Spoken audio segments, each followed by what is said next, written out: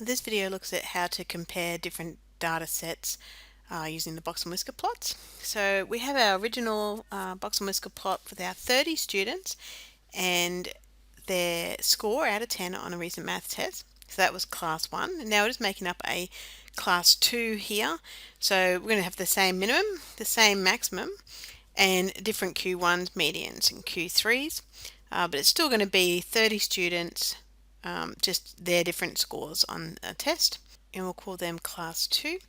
So if we draw these now, we have the two box plots side by side, and we can see that the two classes are not the same, that they're actually quite different. They both have the same lowest student values in the class, the 1. Okay, but in the second class, you can see 25% of the students, a quarter of all the students are between 1 and 3 out of 10, whereas the first class, 25% of the students are between 1 and 5. So the spread of the 25% of the students in the first class is much greater. In fact, the median of that second class is 5. So that means that 50% of the students are below 5, but in the first class, only 25% of the students are below 5. So it sounds like the second class is worse. Now we can see something similar here. Both classes have 25% of students in the range of 5 to 7. It's a different 25% though. This is the 25% above the median for class 2 and 25% below the median for class 1. So we can also see that the top student in class 2 only had a 9, and that 25% of the students are between 7 and 9, but in class 1, 25% of the students were between 7 and 8, and another quarter of the students were between 8 and 10. Another really good thing to compare always is the median, the middle student in the class. So in class 2, the middle student is at 5, and in class 1, the middle student is at 7. And again, another indicator that class 1 perhaps performed better on this assessment, with the middle student getting 7 or 2 marks more than the top student. You can also see here that 75% of the students got below 7 out of 10 in class 2 here, compared to 50% of the students in class 1.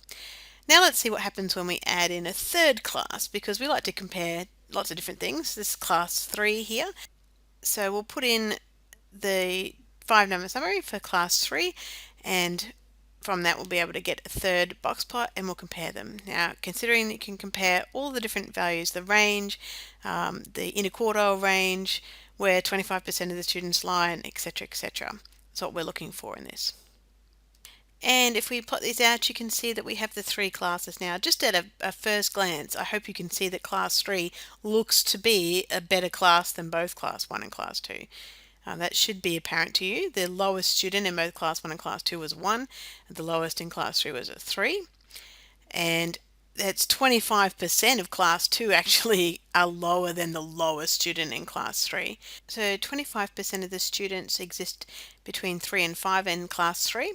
And you've actually got the same thing in class 2, 25% between 3 and 5, but it's 50% between 1 and 5 there. So it's a very different spread there.